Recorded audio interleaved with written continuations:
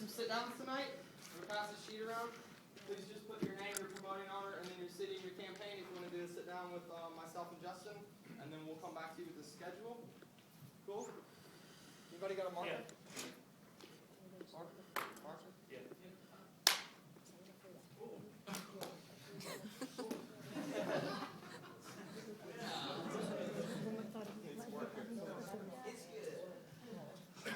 All right, so we've been talking about recruitment all day. I want to go through a little bit of the online recruitment and the mentality that you want, the mentality with which you want to have, and then how to pair up days of I remember being a brand new owner in St. Louis, and this was the first time that Justin really, or I haven't heard anybody explain it this way, and it really made a lot of sense to me. So my mentality with recruitment is I have to get to a point where if I were to disappear out of my office in Milan, for instance, and let's say Justin Cobb were to come in and he was going to run my deal for a month, would he be able to get in more days of O than me? With recruitment, I want to get to the point where I can emphatically say that there's not a motherfucker alive on the planet that could move into my city, come into my office, and get more days of O or more prelims out of this location than I'm getting right now. Does this make sense?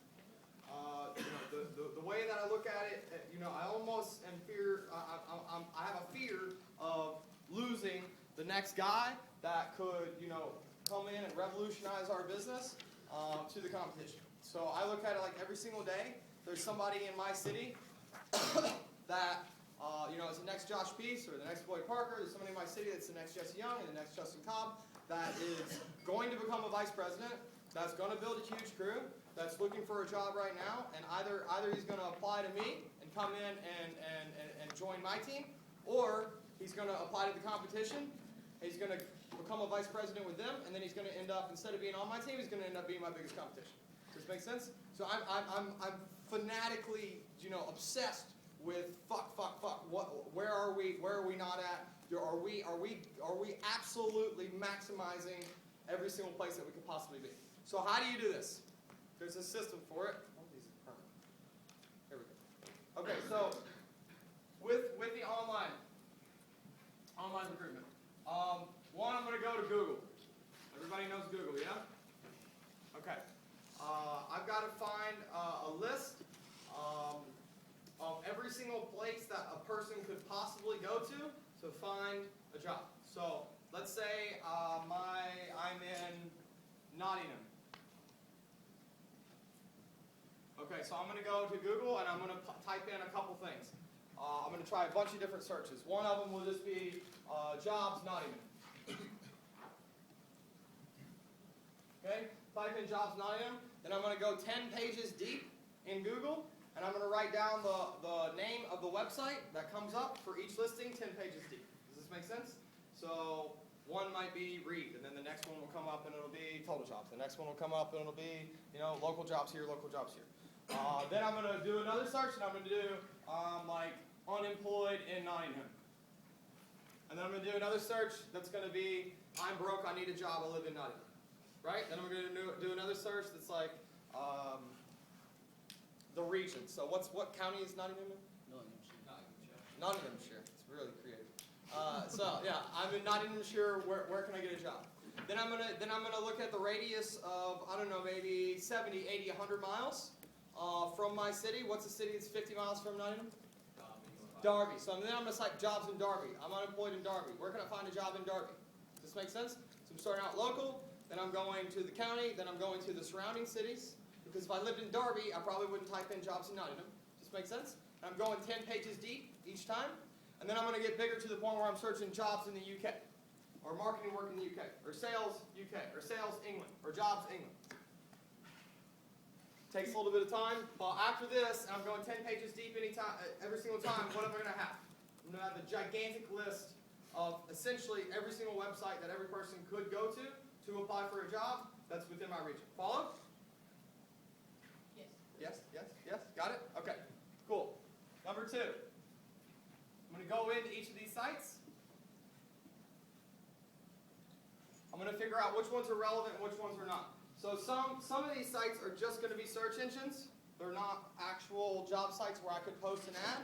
They're just going to be conglomerations of a search engine that searched a bunch of different job companies. Does this make sense? I'm going to get rid of those. Those aren't going to be relevant to my search. Okay? Some of the sites are going to be CD databases, which is fine too. I'm going to make a list of that. Next, I'm going to go into each of these sites. So now I have a list of all the relevant sites that I could possibly post an ad on. I know which ones are free, I know which ones are not free, but I've got the whole list.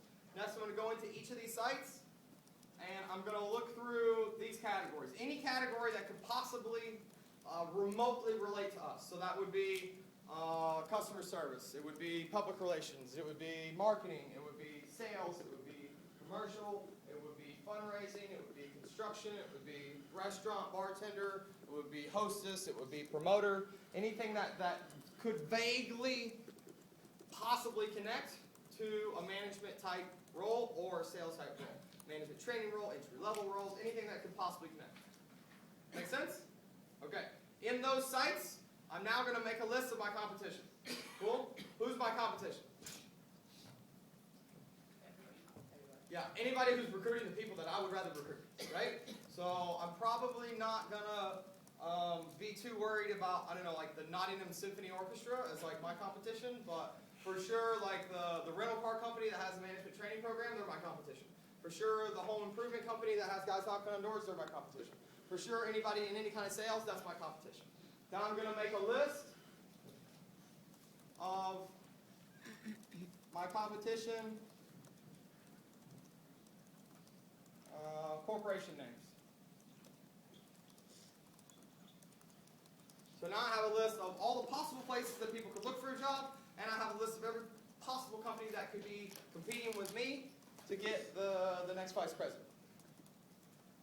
Now I'm going to go back to Google, and I'm going to search each of those company names. Now this is really great because this will tell you a lot about what your competition is like and all their habits. So if I'm in the same city as Boyd, for instance, I'm searching, Parker Worldwide. I search Parker Worldwide. What comes up? Through about the next 20 pages I can look, and I can essentially find out every ad that he has, what they say. More importantly, I can find out what websites he's on and where he posts. In general, the rule is that if my competition is posting on a site or my competition is posting in a certain category, the reason they're doing it is because it works. Does this make sense? So that's a shortcut to find out I should definitely be on these places. I should definitely be in these categories. I should definitely be on these sites. There's not many companies that will continue to post ads on a job board or in a category if they get 0 hits from it. So if they're posting there, especially if they're paying for it, they're doing it for a reason. Follow? So now I know I want to read all these. I want to find out what these companies do. A lot of times I will call them or apply for a job as well. I remember doing this in Norwich, applying for a job with the Cobra office there, and going in on a preliminary interview with them, going out on a day of O with some of their leaders. That was fun. And it taught me a lot. It taught me, what their office image was like. There were a list of things that I thought we did way better than them. There's a list of things that I thought they did way better than us. It told me exactly what that guy was saying in his preliminary pitch. It told me how he was explaining the company so that I could differentiate my opportunity to his. And it also showed me what kind of culture their leaders had, what kind of culture what a day of O with them was looking like, what an observation with them was looking like. How did their admins act? What was their lobby control like? What was their third round interview form?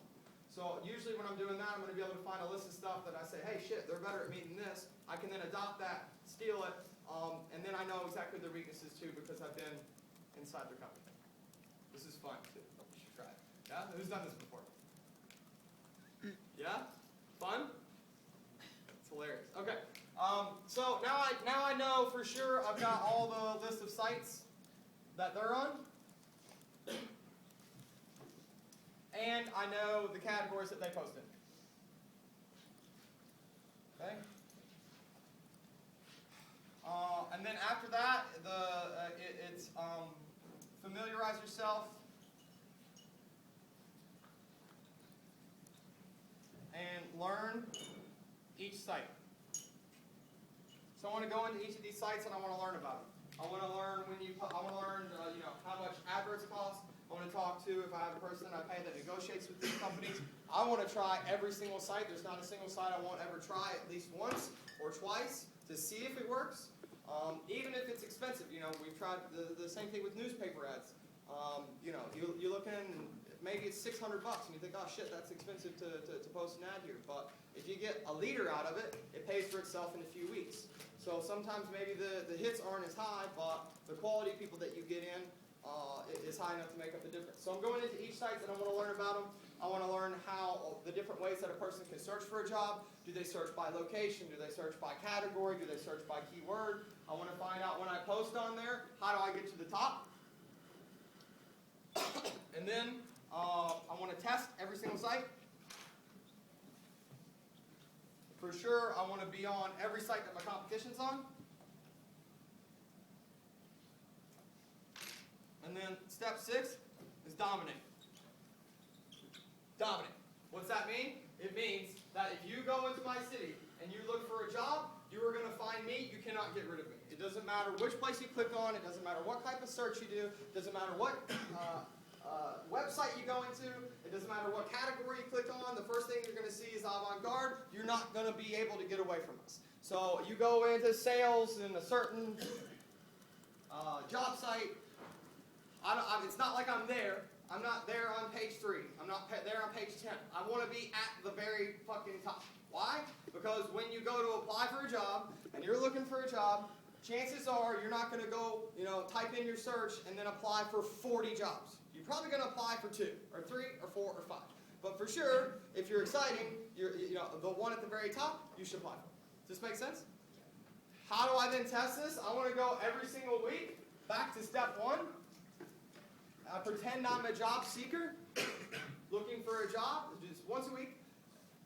Go back to Google. Pretend I'm unemployed. How would I find a job? Click on jobs in Milan. Click on a place. I go in there. I click on sales, or I click on marketing, or I click on graduate. Am I the first company that I see? In all the possible relevant categories, am I the first person? Am I the first company that they see?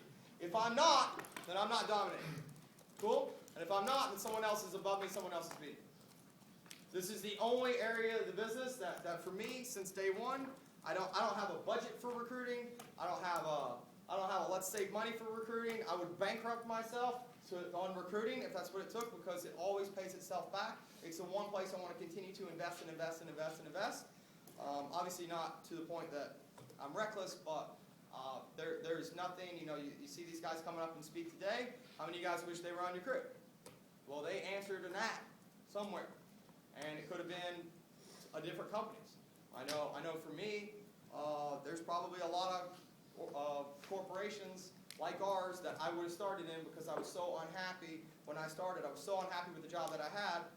I would have started with any place that looked like it had an opportunity. I just happened to apply to this one first. So I want to be at the top. Any questions on that process? Any questions on dominating? No? Have you guys seen the Covey system? Yes? So, all right, dominate. All right, and then second thing real quick, how to pair up ops.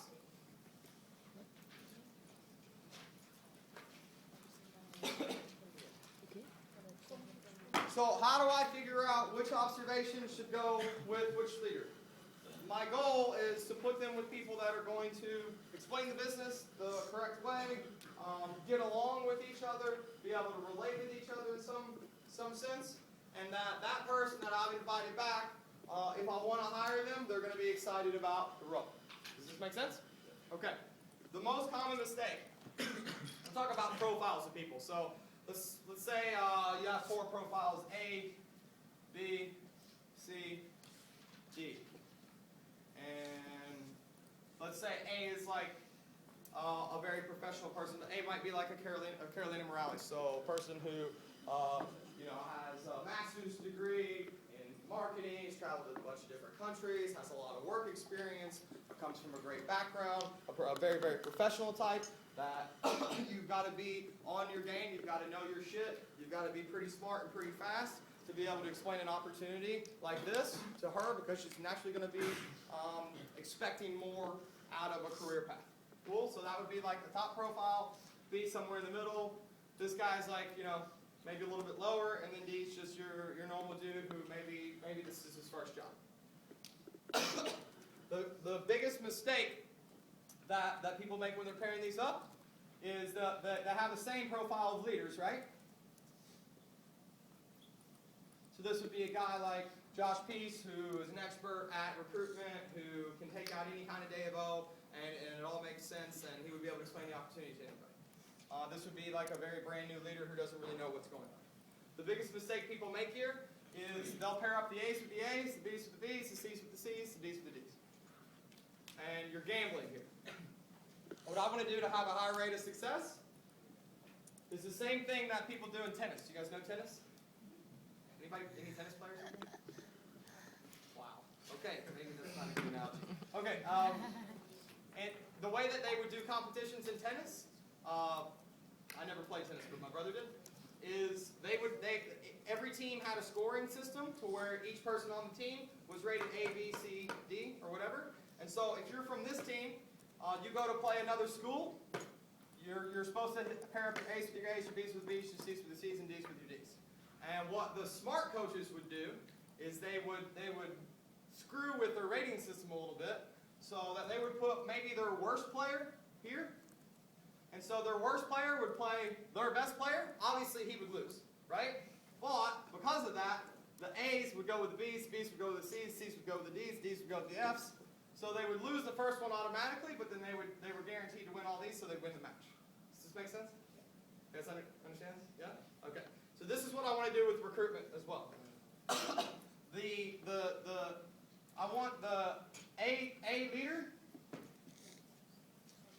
I want my A leader taking out B guys because he's going to close them all.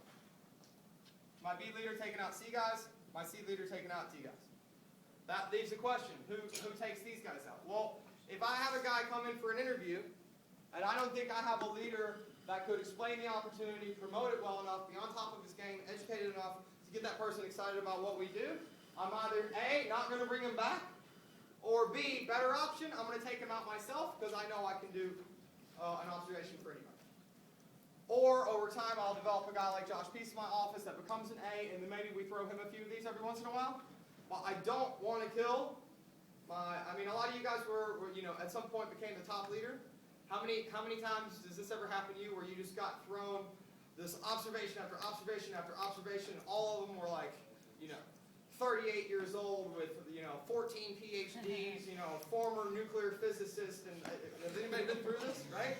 This will fuck your confidence so bad, right?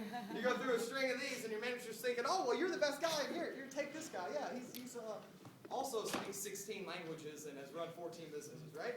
These people are a little bit hard to explain the business to and a little bit harder to keep up with. So I'd much rather have my A leader taking out a bunch of B guys, close them. We're getting them excited. We're starting to build a crew. And then as his crew is growing and his confidence is getting super high, then I'll check him some of these people, one by one. Because then his confidence is going to be high enough, his indifference is going to be high enough because it has a team that's going to work out successfully. Any questions on that? All right, cool. All right, our next speaker. Christoph. Yes. Who did the D's take out? Who did the D's take out? Yeah. The F's.